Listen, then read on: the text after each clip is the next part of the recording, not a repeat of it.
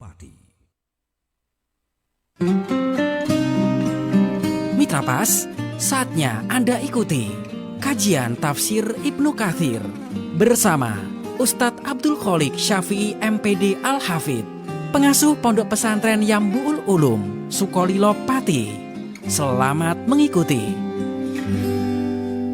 Assalamualaikum warahmatullahi wabarakatuh. Makin pas, makin pasti, Pas FM pasti.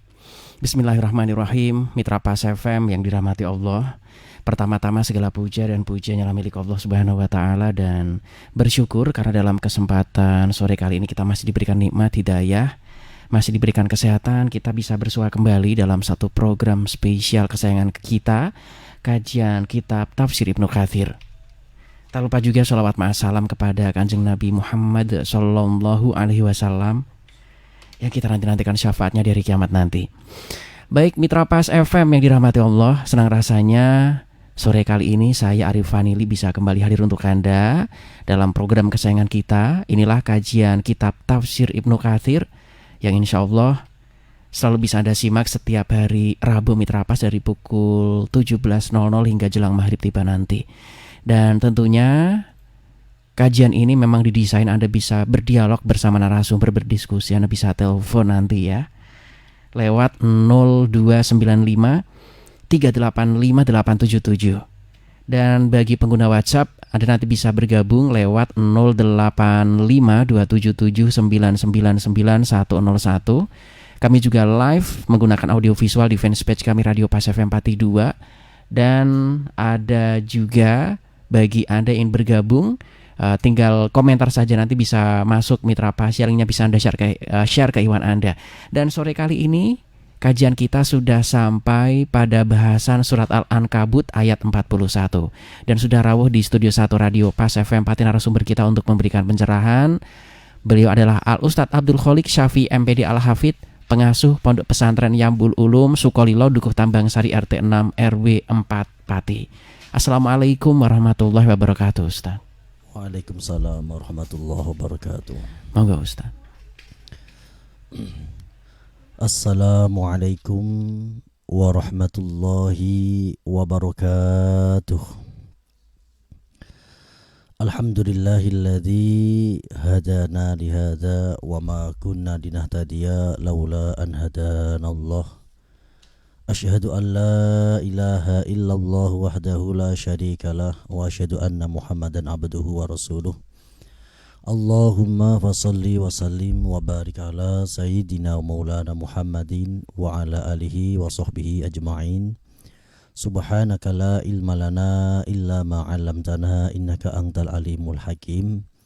Wa tub alaina ya maulana innaka antat tawwabur rahim. Rabbi syrah li sadri wa yassir li amri wa halul 'uqdatam min lisani yafqahu qawli. Amin. Amma ba'd.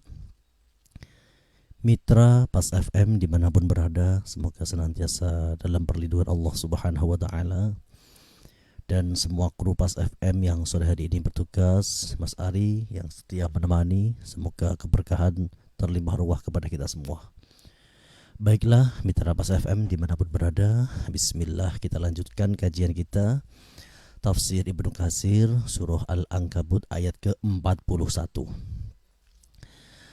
A'udzu billahi minasy syaithanir rajim.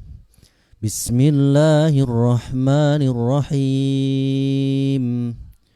Masalul ladzina ittakhadhu min dunillahi awliya'a kamasalil ankabut ittakhadat baita wa inna awhanal buyuti labaitul ankabut law kanu ya'lamun. Innallaha ya'lamu ma yad'una min dunihi min syai' wa huwal azizul hakim. Wa tilkal amsalu nadribuha linnasi wa ma ya'qiluha illal alimun. Bismillahirrahmanirrahim. Hada masalun darabahu Allah ta'ala lil musyrikina fi ittikhadihim alihatam min dunillah. Yarjuna nasrahum wa razaqahum wa yatamassakuna bihim fi syada'idi fahum fi dzalika kabaitil ankabut fi dha'fihi wa wahnihi. Ini adalah perumpamaan dari Allah Subhanahu wa taala, yaitu perbuatan orang-orang musyrikin yang mereka menjadikan selain Allah sebagai sesembahan. Mereka berpegang kepada selain Allah, bertumbuh kepada selain Allah. Mereka menganggap bahwa berhala-berhala yang mereka buat sendiri bisa memberikan rezeki, bisa mendatangkan kebaikan, dan bisa menyelamatkan mereka dari asyada'id, dari bahaya-bahaya. Padahal yang demikian itu seperti orang yang berpegang kepada rumah laba-laba. Bisa dibayangkan, ada bencana banjir, ada gempa bumi, bukannya ia berpegang kepada sesuatu yang kokoh, tapi ia malah berpegang kepada rumah laba-laba. Baru dipegang saja sudah hancur. Ini sebenarnya secara universal bisa dikembangkan dalam perspektif yang panjang, yang luas. Kita secara sosial, kalau kita melakukan segala kebaikan atas dasar ketaatan kita kepada perintah Allah, artinya kita berpegang kepada bil urwatil wusqah, tali yang kencang. Kita berbuat baik kepada keluarga, kepada teman, menolong semua. Tujuannya adalah ketaatan kita atas perintah Allah. Suatu saat ketika orang yang kita tolong, keluarga yang kita bantu tidak bisa memberikan hal yang sama, kita tidak akan pernah terjatuh, kita tidak akan pernah kecewa. Karena dari awal kita niatkan kebaikan kita menolong, kita melakukan ibadah sosial, ya karena ketaatan perintah Allah. At-taslim wal inqiyad, asih lan narimo semua syariat Nabi Muhammad. Hati akan tetap tenang. Ini contoh. Itu berarti ia telah berpegang dengan pegangan yang kuat, bil urwatil wusqa, lang fisoma laha. Tetapi ketika kita berbuat baik kepada tetangga, saudara, teman, atas dasar perilaku sosial, saya berbuat baik, suatu saat biar saya dibalas kebaikan saya menolong, suatu saat biar saya juga mendapatkan hal yang sama. Yang seperti ini rapuh, seperti orang berpegang dengan rumah laba-laba. Suatu saat ketika orang yang ditolong, orang yang dibantu, orang yang dikasihkan kebaikan tidak melakukan hal yang sama, hatinya akan luluh lantah. Ia akan terjatuh, akan kecewa, akan membuat menjadi marah. Itulah masalul ladzina takhadu min dunillahi auliya kabasalil ankabut. Ittakhadat baita. Ia mengambil ini rumah laba-laba ini dijadikan sebagai rumah. Padahal wa inna auhanal buyut la baitul ankabut. Rumah yang paling rapuh itu ya rumah laba-laba. Maka yang menguatkan hati kita adalah at-taslim wal inqiyad. Segala kebaikan, amal sosial, berbagai macam pertolongan kita niatkan karena ketaatan kita kepada perintah Allah Subhanahu wa taala, dan ini menguatkan. Falaisa fi aidi haula'i min alihatihim illa kaman yatamassaku baitul ankabut. Orang kafir zaman dahulu menyembah-nyembah patung berhala yang ia buat dan ia kasih nama sendiri. Kemudian ia meminta-minta di depannya. Itu bagaikan orang yang berpegangan kepada rumah laba-laba. Ia akan terjatuh dan tidak akan mendapatkan apa-apa kecuali hanya kebinasaan. Fa innahu la yajdi anhu syai'an, tidak bisa ditemukan apa-apa dari rumah laba-laba itu. Falau alimu hadal hal lima ittakhadu min dunillahi awliya wa hadha bi khilafil muslim al-mu'min qalbahu lillah wa huwa ma'adadika yuhsinul amal fi itiba'i syar'i fa innahu mutamassikun bil urwatil wusqa lang fi somalaha liquwatiha wa sabatiha.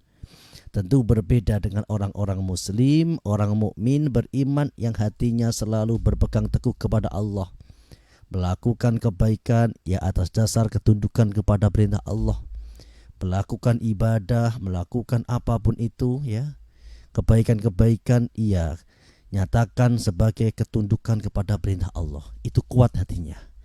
Diterpa apapun, badai apapun menerpa dalam kehidupannya, ia tetap kokoh dan berdiri. Lang fisoma laha. Wa tilkal amsalu nadribuha linnas wa ma yaqiluha illal alimun.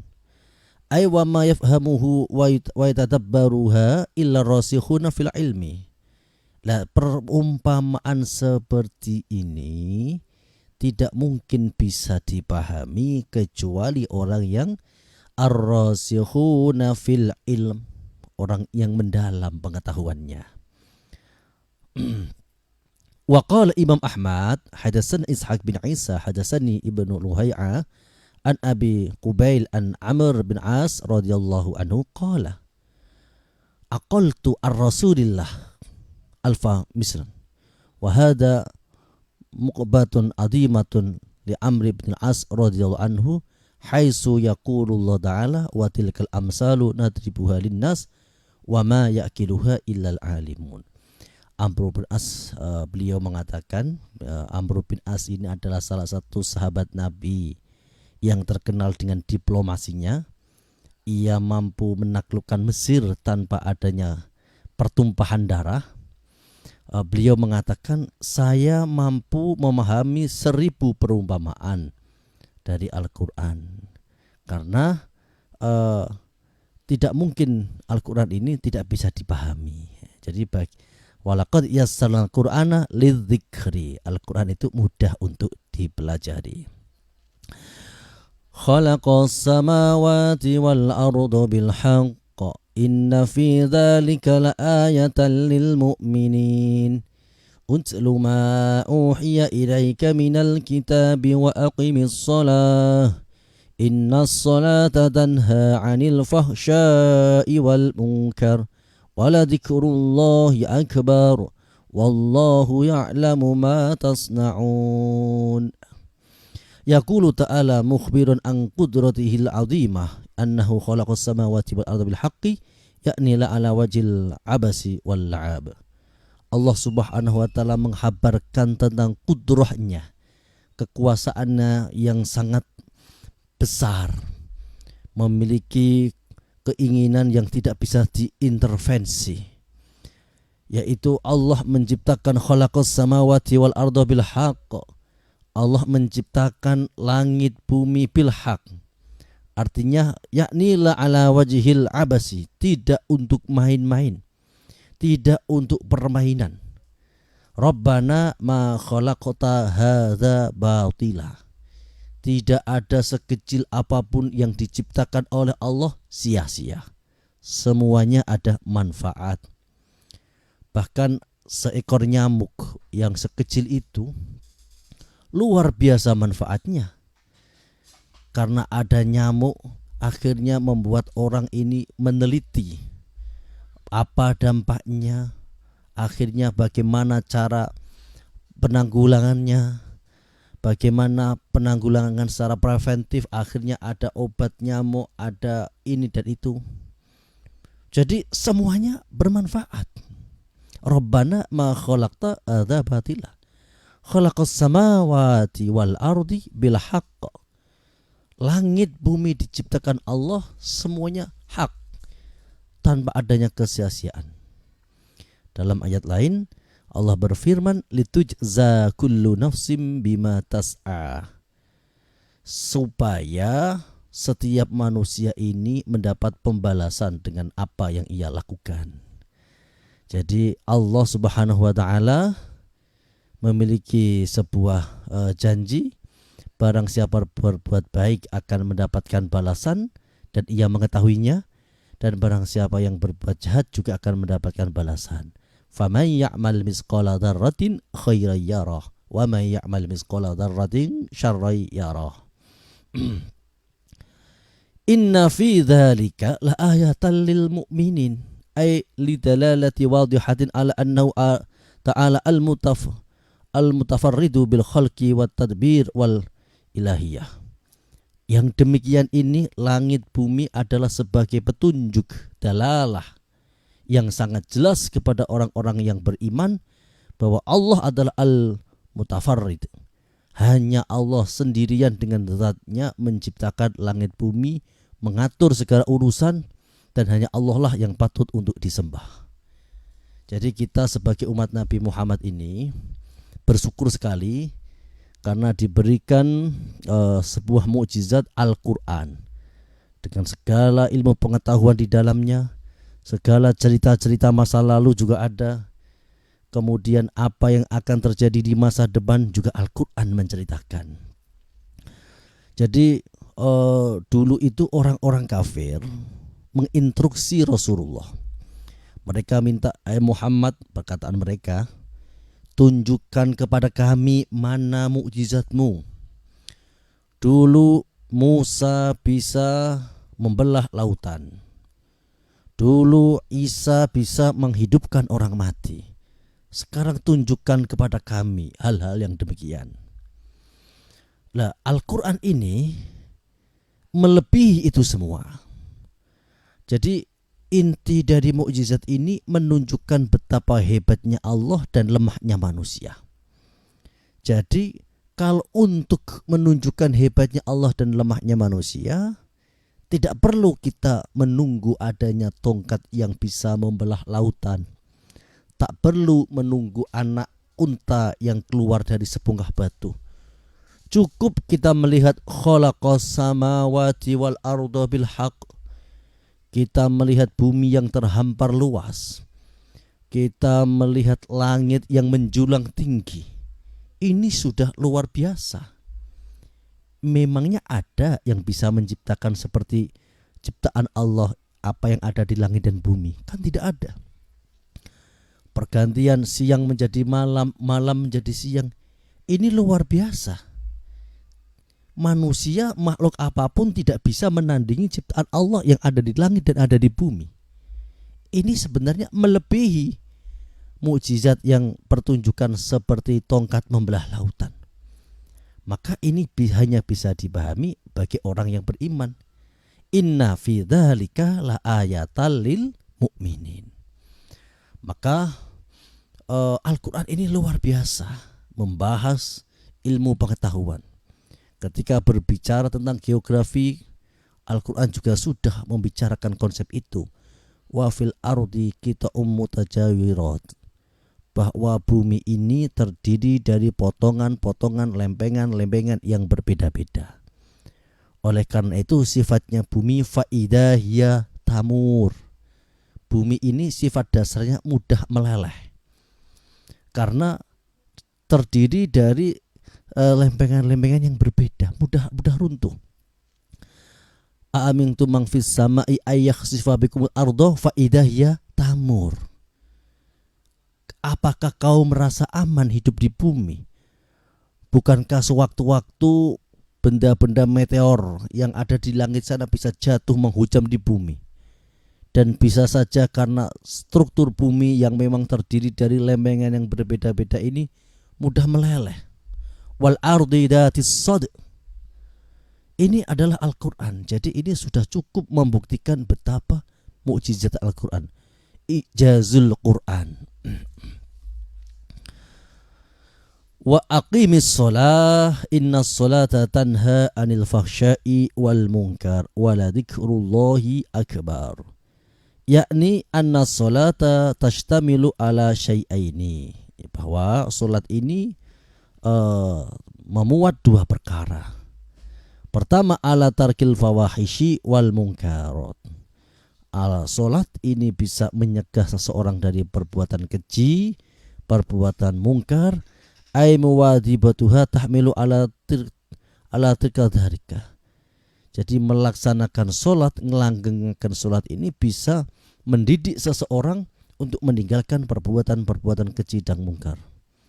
Wa qad jaa'a fil hadis min riwayati Imran wa Ibnu Abbas marfu'an man lam tanhahu salatahu anil fahsya'i wal munkar lam tasdid minallahi illa bu'dan. Jadi ada sebuah hadis, barang siapa yang sholatnya tidak bisa mencegah darinya dari perbuatan keji dan mungkar, maka tidaklah itu menambahkan kecuali hanya menjauhkan dia dari Allah Subhanahu wa taala. Dzikrul asari al-waridati fi dzalika. Ini banyak sekali asar-asar hadis-hadis yang berbicara tentang innas sholata tanha 'anil fahsya wal munkar. Yang pertama adalah sebuah hadis, ini dari Ibnu Abi Hatim, hadatsana Muhammad bin Harun al-Makhrami al-Falasi, hadatsana Abdurrahman bin Nafi' Abu Ziyad, hadatsana Amr bin Abi Usman, hadatsana Al-Hasan bin Imran bin Husain qala su'ila an-nabi an qaulillahi ta'ala innas salata tanha 'anil fahsya wal munkar. Nabi pernah ditanya apa maksud ayat innas sholata tanha 'anil fahsya'i wal munkar. Nabi menjawab, "Malam tanhahu sholatuhu 'anil fahsya'i wal munkar, fala sholata lahu." Barang siapa yang sholatnya, ibadahnya tidak bisa mencegah dia dari fahsya dan munkar, maka fala sholata lahu. Belum sempurna sholatnya. Jadi sholat ini adalah sebuah ibadah yang munajat kita kepada Allah, waktu khusus kita. Jadi ketika dalam sholat itu antara seorang hamba dan Allah itu bermunajat, hamba bermunajat kepada Allah. Jadi sudah semestinya sholat ini tidak dijadikan sebagai hanya rutinitas, tapi sebagai kehidupan spiritual. Ketika hiruk pikuk dunia, ketika huru hara dunia, kita refresh sejenak kehidupan ini dengan 5 waktu kita sholat kepada Allah, kita curahkan isi hati kita, kehidupan kita, kita matur bermunajat kepada Allah Subhanahu wa taala. Maka sudah semestinya orang yang melakukan ibadah sholat juga ia bisa meninggalkan al-fahsya wal munkar. Terus lagi inna sholata tanha 'anil fahsya wal munkar. Nah, ini dijelaskan faman lam ta'murhu sholatuhu bil ma'ruf wa tanhahu 'anil munkari lam yazdad bi sholatihi minallah illa bu'dan. Barang siapa yang sholatnya tidak bisa menjadikan ia untuk selalu berbuat ma'ruf, kebaikan, dan tidak menghalanginya dari perbuatan mungkar, maka tidak tambah baginya dari Allah kecuali hanya semakin jauh. Terus juga ada hadis wa hadasan al-Qasim hadasan al-Husain hadasana Ali bin Hashim al-Barid an Jubair an Duhaq an Ibn Mas'ud an Nabi sallallahu alaihi wasallam qala la salata liman lam yuti as-salatu. Belum sempurna solatnya seseorang ketika ia tidak bisa mentaati apa perintah solat. Perintah solat artinya perintah melakukan kebaikan, dan perintah solat perintah mencegah keburukan. Ini sebagaimana ayat qalu ya Syuaibu as-salatuka ta'muruka. Jadi kaum Madian ini memprotes kepada Nabi Syuaib karena Nabi Syuaib ini rajin melaksanakan solat. Oleh karena itu ia tidak mau berbuat curang, tidak mau melakukan kejahatan-kejahatan dan tradisi yang menyimpang dari syara. Dan umatnya ini protes, apa karena sholat kamu ini yang menjadikan kau meninggalkan semua ini. Jadi ini bentuk bahwa sholat itu bisa mencegah seseorang dari fahsya dan mungkar. Inna sholata tanha 'anil fahsya wal munkar. Qala inna sholata fiha salasu khisalin fakulu sholatin la yakunu fiha syai'un min handil hilal falaisat bisolatin al-ikhlas wal khusyah wa dzikrullah. Ini sholat terdiri dari 3 pilar, yaitu pertama ikhlas, kedua khusyah, merasa takut kepada Allah, dan yang ketiga adalah ingat kepada Allah. Fal ikhlasu ya'muruhu bil ma'ruf. Seseorang yang melakukan sholat atas dasar ikhlas, maka akan menjadikan ia melakukan perbuatan yang baik. Wal khosyah tanhahu 'anil munkar. Seseorang yang sholat dengan perasaan takut kepada Allah, ini akan menjadikan ia tercegah dari kemungkaran. Wa dzikrullah Al-Qur'an ya'muruhu wa yanhahu. Dan mengingat Allah ini menjadikan, dengan membaca Al-Qur'an ini menjadikan ia menjadi orang yang beramar ma'ruf dan nahi mungkar. Terus ada lagi, innas sholata tanha 'anil fahsya wal munkar. Ini tentu yang pendapat yang paling adna. Jadi yang dimaksud innas sholata tanha 'anil fahsya wal munkar, pendapat ini adalah setidaknya orang kalau sholat itu baik, ya. Ini tentu kelas yang paling bawah ini. Jadi ketika orang sholat itu tentu meninggalkan fahsya dan mungkar. Jadi orang kalau sholat itu berarti ya tidak ghibah. Orang ketika sedang sholat ini dia tidak sedang korupsi, setidaknya waktu sholat. Nah, ini yang mungkin adna ini ya, yakni madamat fiha. Ya, jadi tadi pendapat tadi tentang inna sholata, bahwa sholat tingkatan yang pertama seseorang ketika sudah sholat, ya, ia menemukan kenikmatan dalam sholat sehingga ia bisa memenuhi hatinya nyaman dengan kebaikan. Seseorang yang sudah nyaman dengan kebaikan, maka ia sulit sekali mengisinya dengan keburukan. Jadi hati ini jika sudah diisi kenyamanan dengan perkara yang baik, ia tidak akan muat untuk kenyaman dengan keburukan. Jadi pada dasarnya orang maksiat, orang melakukan kemaksiatan itu kan mencari ketenangan. Ketika ia sudah menemukan ketenangan itu di dalam sholat, maka ia tidak akan mencari ketenangan yang lain. Terus tingkatan yang kedua, orang yang sholat ini mempunyai 3 pilar. Pertama, di dalam sholat itu ada unsur ikhlas, kedua ada unsur khosyah, takut Allah, dan yang ketiga ada unsur zikrullah. Ikhlas ini akan menjadikan orang, ya, menjadi baik, ya'muruhu bil ma'ruf. Orang yang sholatnya dengan penuh rasa ikhlas ini akan mendidik dia menjadi orang yang berbuat baik. Terus kemudian khosyah, ketika sholat diikuti rasa takut kepada Allah, ini akan berdampak ia menjauhi al-munkarat. Dan yang ketiga adalah zikrullah. Dalam sholat itu ada bacaan-bacaan yang mengingatkan Allah, di antaranya Al-Quran, karena ada Al-Fatihah di sana. Ini bisa memotivasi orang untuk amar ma'ruf nahi mungkar.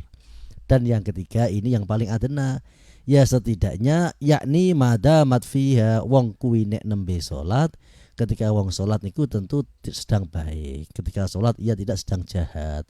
Ketika sholat ia tentu sedang tidak maksiat. Ya masalah nanti kalau sholatnya selesai berarti ya perkara lain begitu. Ini pendapat yang paling adna. Masih ada waktu, kita lanjutkan. Wala tujadilu ahlal kitabi illa billati hiya ahsanu illa alladhina zalamu minhum wa qulu amanna billadhi unzila ilaina wa unzila ilaikum wa ilahuna wa ilahukum wahidun wa nahnu lahu muslimun. Qala Qatadah wa khair wahid hadhil ayat mansukhatun bi ayatis saif wa lam yabqa mahu mujadalah wa innama huwa al-islamu awil jizyatu awil saif. Jadi menurut pendapat Qatadah bahwa ayat ini sudah mansukhoh. Jadi ada istilah nasah mansuh. Dengan apa? Ayat saif, bahwa hubungannya ketika kita interaksi dengan ahli kitab ya sudah pilihannya menerima Islam, membayar jizyah atau dengan pedang, artinya dengan peperangan.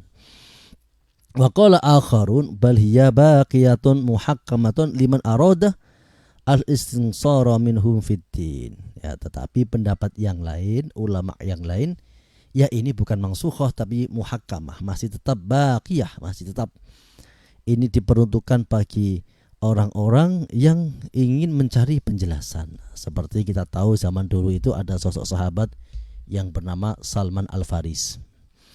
Salman Al-Farisi itu hidup di Persia.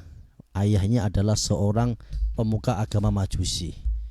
Dan ia ditugasi oleh ayahnya untuk selalu memberikan kayu bakar kepada api yang ia sembah.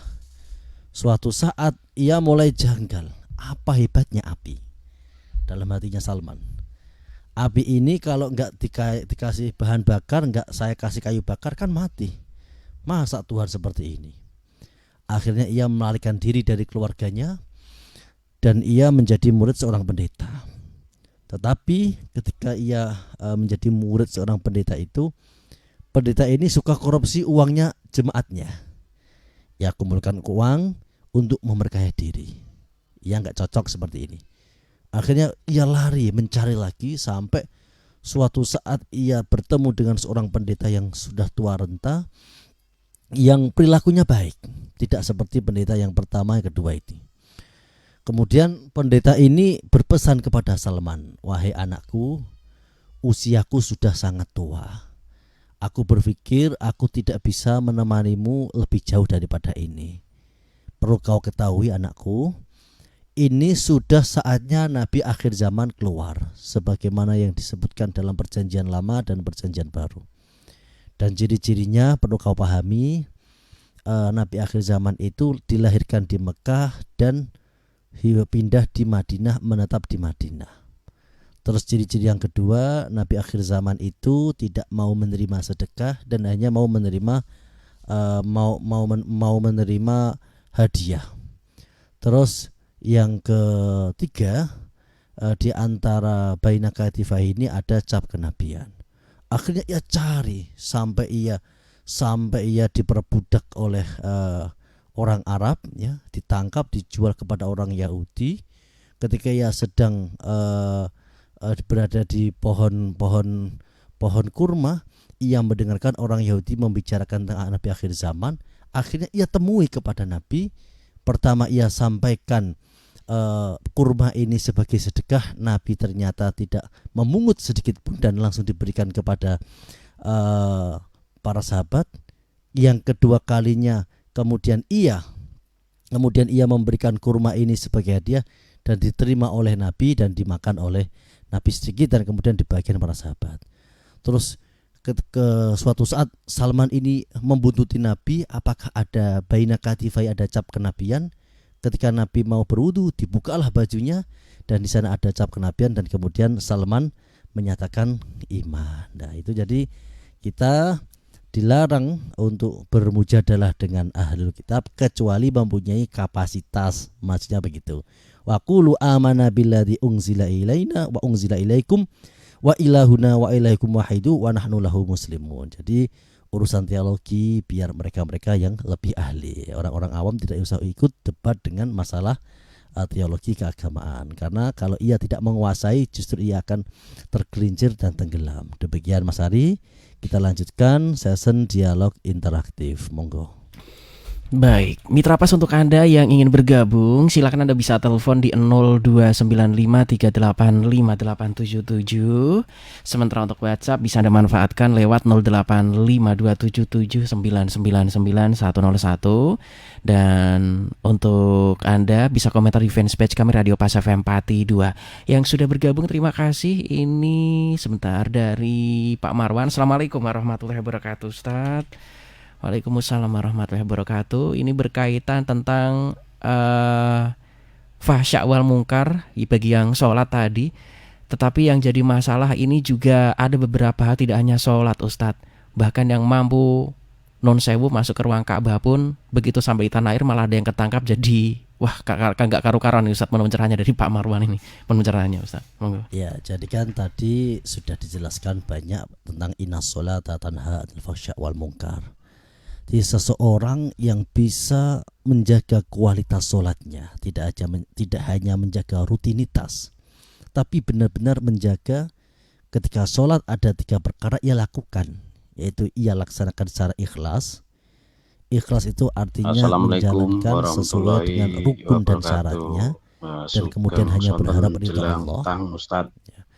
Terus kemudian yang kedua, sholatnya dengan khosyah, dengan rasa penuh takut kepada Allah. Ada seseorang, dan yang ketiga ini juga ia laksanakan dengan zikrullah, benar-benar dia ia ingat kepada Allah. Orang terpandang. Jika kualitas sholatnya sudah 3 hal ini dipenuhi, insya Allah akan tanha 'anil fahsya wal munkar. Jadi kualitas hidupmu, bagaimana perilakumu itu tergantung pada kualitas sholatmu. Kalau ada orang yang sudah sholat, sudah sampai Makkah Madinah dan kemudian masih melakukan fahsya wal munkar, perlu kita telah mungkin kemungkinan kualitasnya belum ada 3 perkara ini: al-ikhlas, khosyah, dan juga zikrullah. Maka sholat ini bisa menjadi barometer. Ketika kita sholat mulai takbiratul ihram sampai salam, berapa persen kita bisa mengingat Allah, maka persentase seperti itulah di kehidupan nyata kita bisa ingat Allah. Kalau kita di dalam sholat kita mampu mengingat Allah 9,9 sekian, insya Allah ketika kita nanti di luar sholat, ya kita akan selalu mengingat Allah, langgeng makrifati. Tapi ketika sholat kita mungkin ingatnya hanya 1, sekian, apalagi ingat kepada Allah 0,00 sekian, ya tentu kualitas kebaikan dan meninggalkan fahsya dan mungkarnya juga seperti itu. Jadi sholat ini benar-benar menjadi barometer. Zaman dulu, zaman para sahabat ini, ketika sholat itu benar-benar melupakan segalanya. Sehingga di zaman Umar itu seorang penyusup dari Persia bernama Abu Lu'lu'ah itu bisa menerobos di antara barisan sholat. Karena saking khusyuknya sholatnya sahabat ini tidak bisa melihat, dan ia bisa melancarkan aksinya menikam Umar dari belakang. Lah kita sekarang, jangankan penjahat yang bisa menerobos, kucing lewat saja kita tahu. Apalagi kalau kita sholat dan kemudian di depannya ada orang bawa kaos toko bangunan berkah barokah, wah itu pasti ikut baca itu. Jadi sholat Anda adalah barometer kehidupan Anda sekarang ini. Demikian Mas Adi.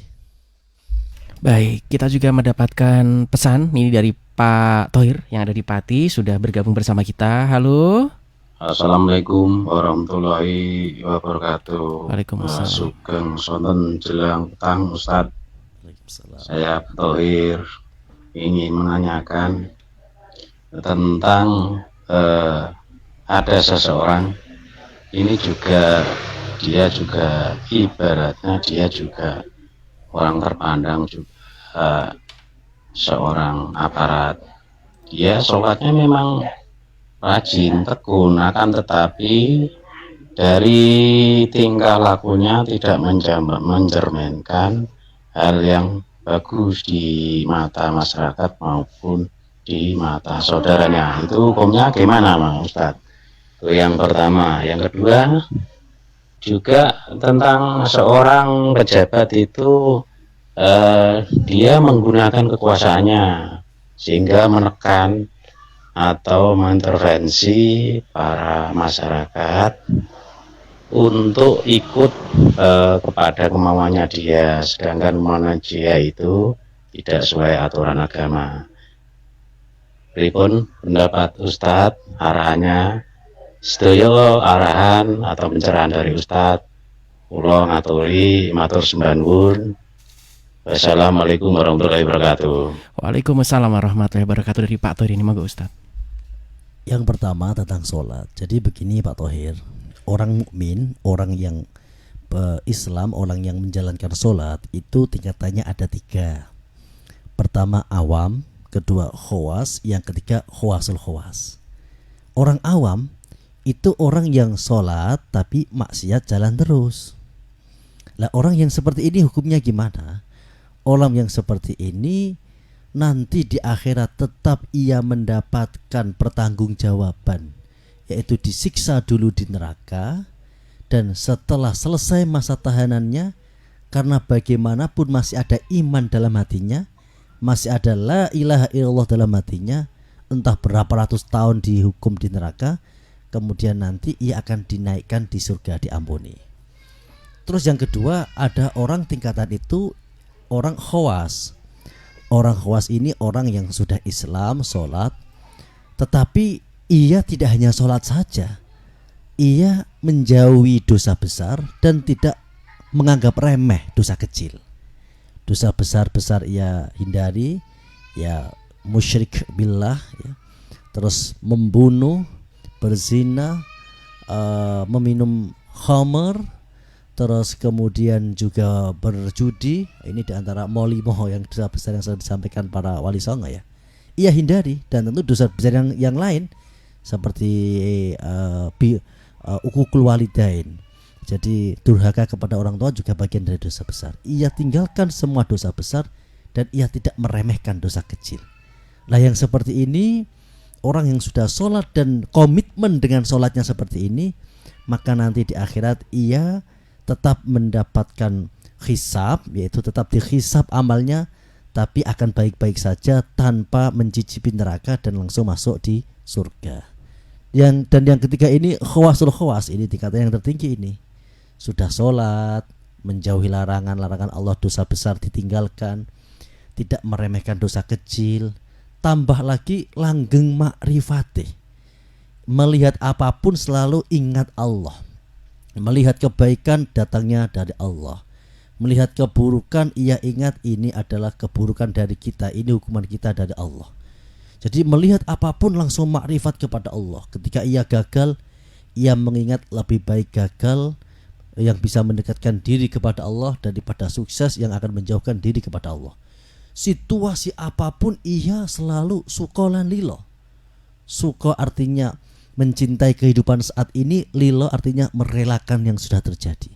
Lah kalau bisa tingkatan seperti ini, ia bighairi hisab, karpet merah, langsung surga tanpa hisab. Jadi tingkatannya seperti itu.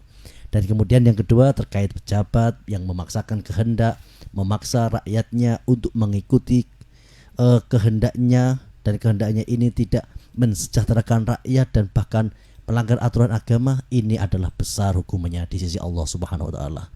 Jadi pejabat yang bisa berbuat adil, mensejahterakan rakyat akan mendapatkan derajat khusus. Begitu juga kekuasaan yang Allah titipkan kepada seorang pejabat dan ia tidak melakukan dengan baik dan benar, apalagi suka mengintervensi, suka berbuat dolim dan merugikan orang lain, dan bahkan berani melanggar aturan agama, ini adalah orang yang akan paling menderita di akhirat kelak. Demikian Mas Ari.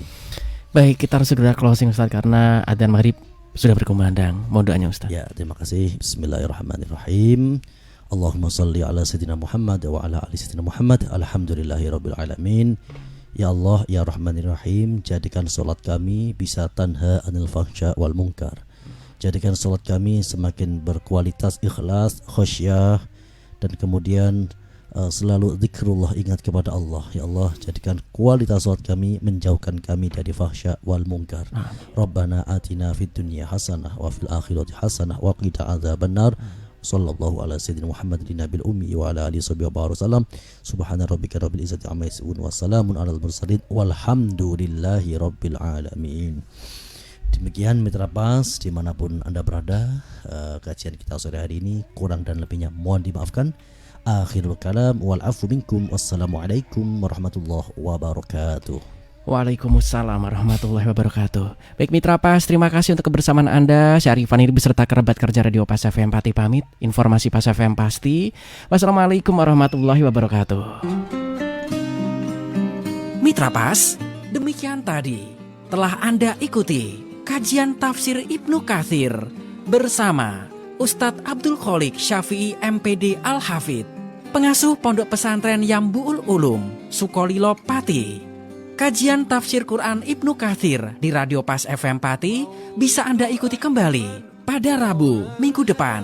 Anda juga bisa mengikuti kajian rutin malam Jumat tafsir Ibnu Katsir ba'da maghrib, diawali sholat berjamaah di Masjid Al-Istiqomah, Jalan Sunan Prawoto, Sukolilo. Dan setiap selapanan malam Jumat Wage jam 7 malam ba'da sholat Isya. Anda juga bisa menghadiri majelis dzikir mujahadah dan istighosah bersama Ustadz Abdul Kholik Syafi'i MPD Al-Hafidh di Pondok Pesantren Yambu'ul Ulum, Dukuh Tambang Sari, Kedung Winong, Sukolilo.